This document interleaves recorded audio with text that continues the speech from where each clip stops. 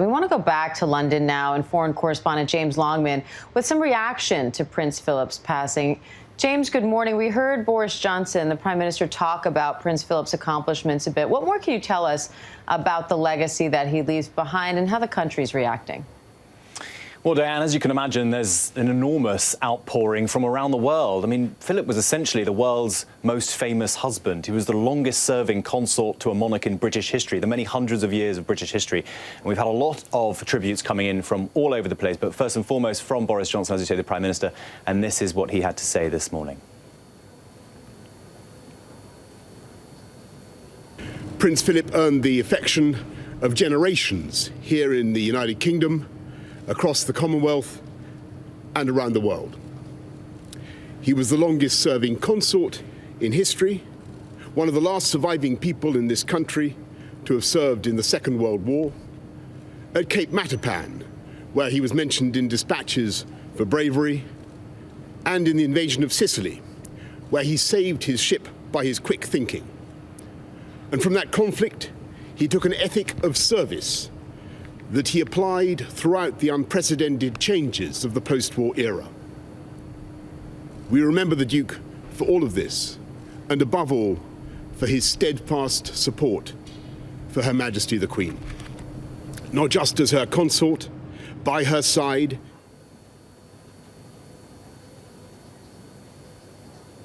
And we have had a number of other tributes coming in, and actually in the last few minutes, President George W. Bush, actually, who was visited at the White House in 2007 by the Queen and Prince Philip, he and his wife Laura say they are saddened to learn of the passing of Prince Philip, the Duke of Edinburgh.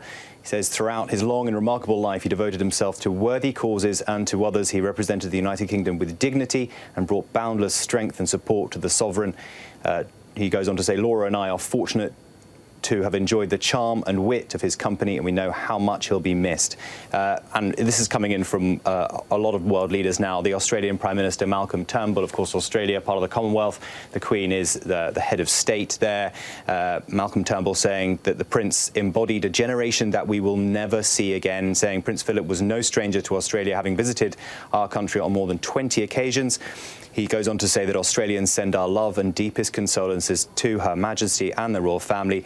The Commonwealth family joins together in sorrow and thanksgiving for the loss and life of Prince Philip. God bless from all here in Australia. We've had similar remarks from Norway's king, who is a second cousin to the Queen, and also a second cousin once removed to Prince Philip, saying our thoughts are with Queen Elizabeth and the rest of her family. India's Prime Minister, we've had the Irish leader come out and speak. Ursula von der Leyen, the President of the European Union. Look, these tributes are going to be coming in all day, because he is one of the most famous people really to have ever lived in Britain, and it's just been a kind of a figure in public life, certainly all my life, for 7 decades. It's very difficult to imagine now Britain without him for many of us here in the United Kingdom. So I think these tributes are just going to keep coming, Diane. Yeah, no doubt. We're going to hear tributes coming in all day from all over the world, James. But what does this mean to the people of the Commonwealth? Well, I think first and foremost, you know, when you talk about the Commonwealth, you're talking about something like 2.4 billion people. They live in some of the richest, but also some of the poorest countries on earth.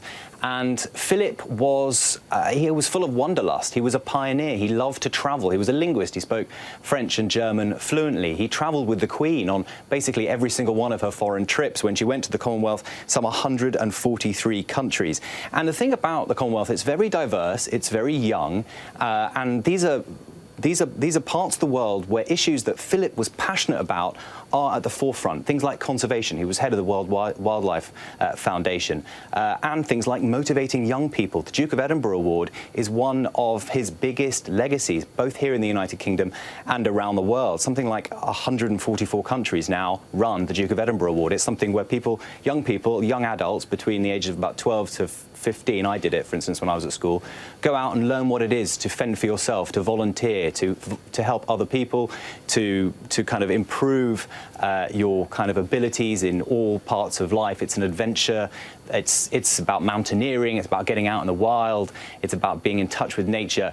This is really one of his major legacies, helping young people from all kinds of backgrounds, and it's across the Commonwealth. And I think he'll be missed as the leader, the pioneer of that. It was thought to be very radical when he launched it. Now, of course, it's one of his enduring legacies. There were comments that he made over the years on various different trips that perhaps were kind of ill thought or maybe sort of in bad taste, and they got a lot of press at the time, but ultimately it's the reflected glory of the Queen that hits Philip. People will miss him because they love her.